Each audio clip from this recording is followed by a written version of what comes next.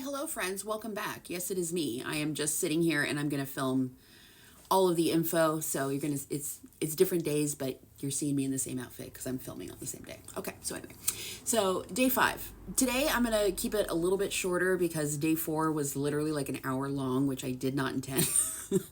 Y'all know I can talk anyway. So for day 5, I want to talk a little bit about empire concept, okay?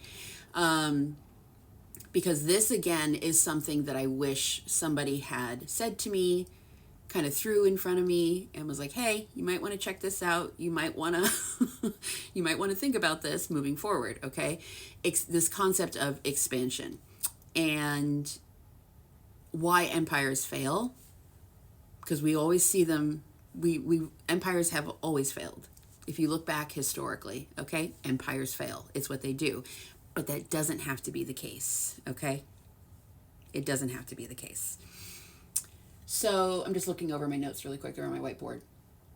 When it comes to private readings, I just want to throw this in. When y'all start doing private readings, and if the private readings you're doing are live, so if you're doing Zoom or Marco Polo or whatever, where you have to show up, you know, Google Meet, Google Hangout, whatever it is, FaceTime.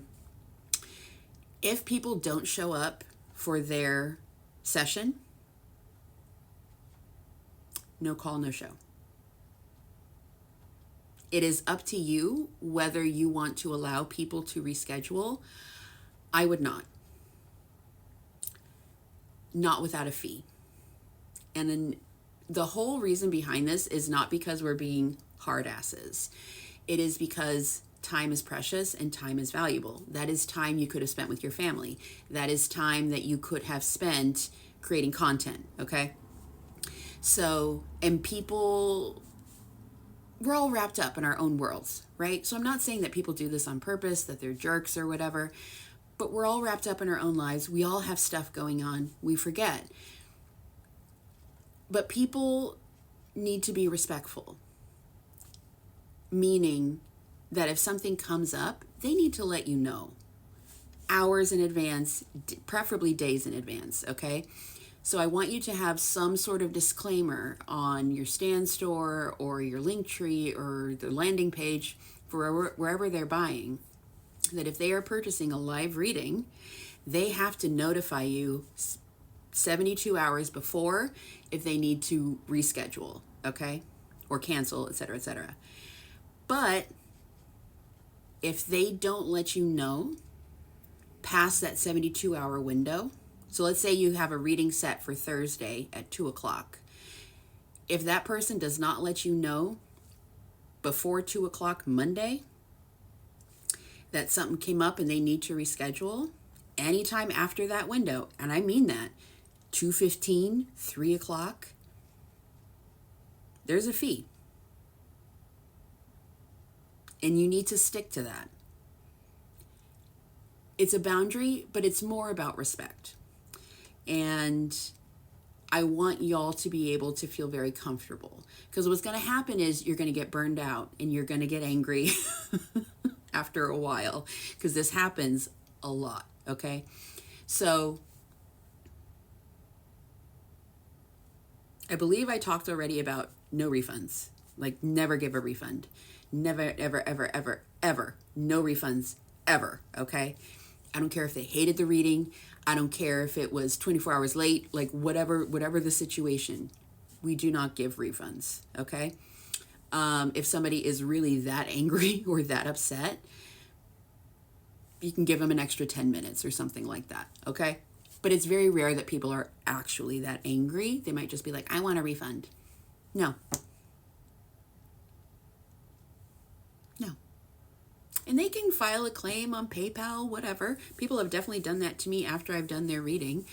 And I've disputed it because I had a thing on my website and now through Stripe that says you are consenting to the terms and conditions of this purchase. Screenshot that shit, send it on over to PayPal, and PayPal's like, okay, you told them. Nope. Protect yourself, okay? No call, no show. and no refunds. Okay? No call, no show. Yeah, you can reschedule for $100. Not my fault. I waited for you. The time was set. I was there. So sorry, but there is a rescheduling fee of $100. People will respect your time, okay? If they know that there's a consequence to not treating you as though you are a priority, okay? So anyway, that's just my little spiel, because I don't want anybody getting real burnt out or feeling really butthurt about clients not respecting them or their time, okay? It's annoying. So $100 fee. If you don't let me know 2-3 days before your session that something came up or something might come up and I think I should just reschedule, okay, $100. And I do not do refunds. It is what it is. Sit on that hill, because you're going to regret it if you don't, because people are going to know they can take advantage of you. Sit on that hill. Okay. So anyway, so there's that. Something that my guides gave to me as I was writing out this mini course, this information, is they really wanted me to drive home the importance of maintaining a spiritual practice for yourself as you're doing this work. And other people don't get it. They don't understand the energetic give and take when you do light work, when you do shadow work. Because to the rest of the world, like, dude, you're sitting down, recording yourself talking, or you're pulling cards. The fuck you mean you're tired? What do you mean? Because we're not out there working a 12-hour shift, lugging 50-pound boxes anywhere, So people don't, unless they're involved in the spiritual community, they don't get it. And that's okay. It's not on them to understand. But it is on you to keep your energy up, to keep your vibe high, and what maintaining a spiritual practice, and it doesn't have to be anything psychotic, okay? It can be 10 minutes, literally 10 minutes. Literally 10 minutes. And I really want to drive that home, because you don't have to sit and meditate for 3 hours every day. Who wants to do that anyway, right? Maybe the Dalai Lama. Aside from that, I don't think anybody wants to sit and meditate for 3 hours every day. So it can be literally something really simple where you pull yourself a card, journal about it, meditate 5-10 minutes. And that's your spiritual practice. That's it. Okay. And then if you want to get more involved in it, you obviously can whenever it suits.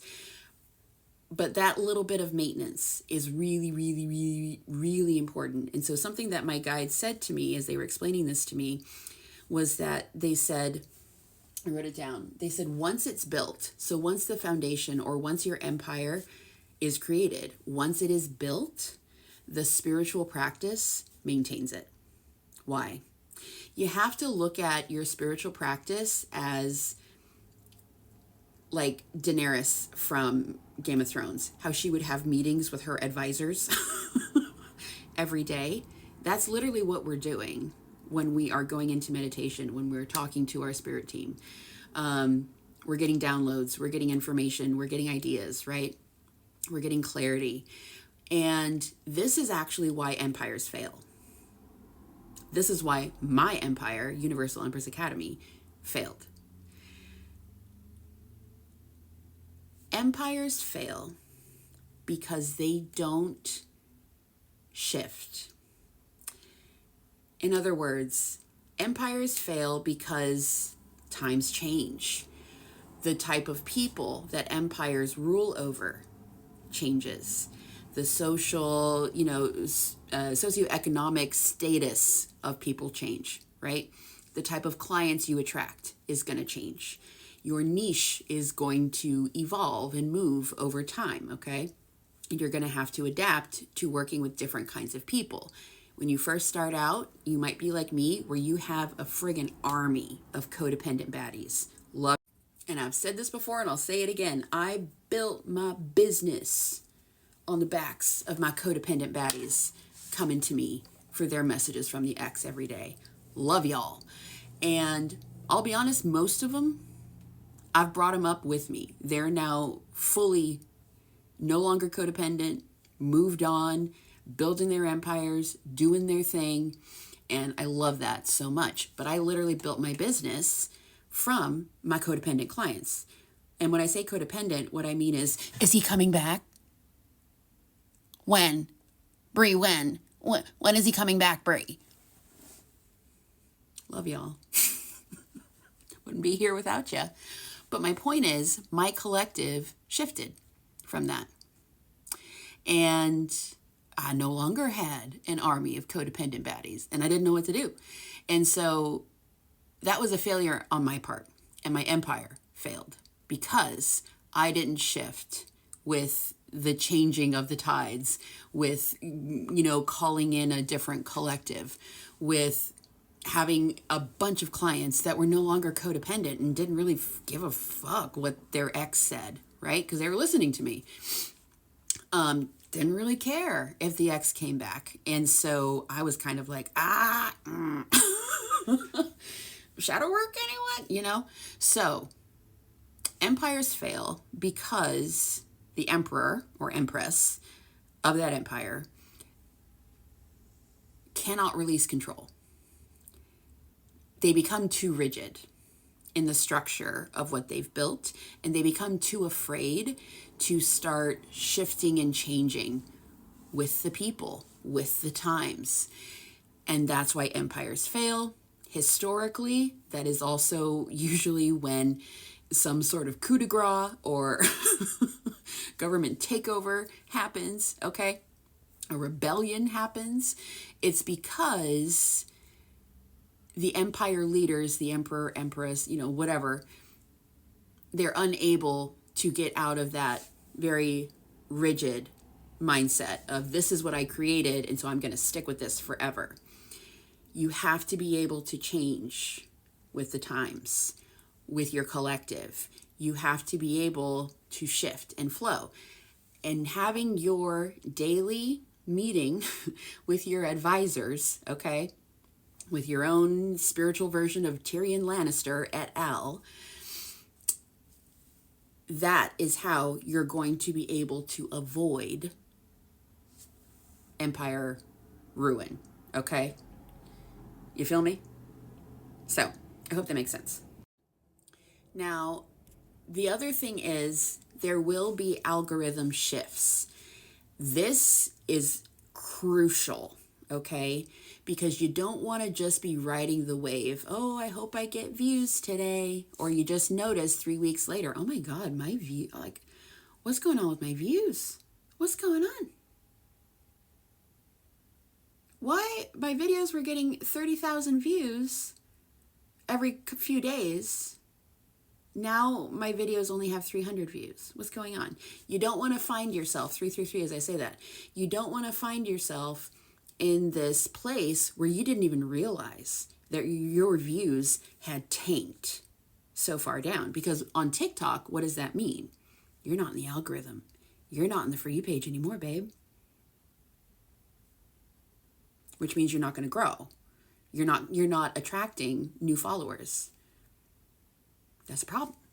So there's going to be different times where when you first start out, TikTok will probably pump you in the algorithm, okay? And that's where you're going to get that first influx of like, oh my God, okay, I'm doing it. My people are growing. I'm getting clients, and it's really positive. And then all of a sudden it tanks and you're like, what the fuck? What's going on? At that point, if that ever happens to you, knock on wood that it doesn't, but if that ever happens to you, the only recourse you have is pumping out content like you probably never planned, okay? Now I'm going to go over this in, what is it, day 8? Yeah, day 8. I'm going to talk about the importance of having a backlog in your drafts of content, okay? So, but we're not going to talk about that today. Okay, but When those algorithm shifts happen, when you notice that you're not getting as much play as you normally do, and you're like, oh my God, like, where are my people? Where are my views? What's going on? Why are my followers dropping? Oh, that's another good point. Your followers are going to drop whenever TikTok goes through and deletes bot accounts. Don't panic. You probably will see it drop sometimes 5,000 in a day, and you're like, I lost 5,000 followers. They were bots, babe. It was bots. Okay. No one is specifically going and looking for you and unfollowing. Okay. So it's very rare that that actually happens. Think about the last time you did that. When was the last time you went specifically to find an account to unfollow? Probably not, right? So don't worry about it. It's not you. TikTok is just clearing out bots, and you had a lot of bots following your page. Okay. So I'm trying to think what else. Ew, I just paused it at 5:55. No. I almost want to flip the finger. Anyway, tower moment. So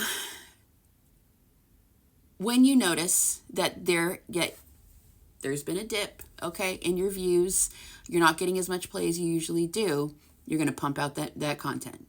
Pump it out, okay? At that point, shorts are great. Just the 60-second videos. TikTok is not a huge fan of just 60-second videos, but you know what? It's something, okay? And you're feeding the algorithm. And you're going to want to feed it. Think of the algorithm like Seymour. Like the, oh God, Little Shop of Horrors, the plant, you know.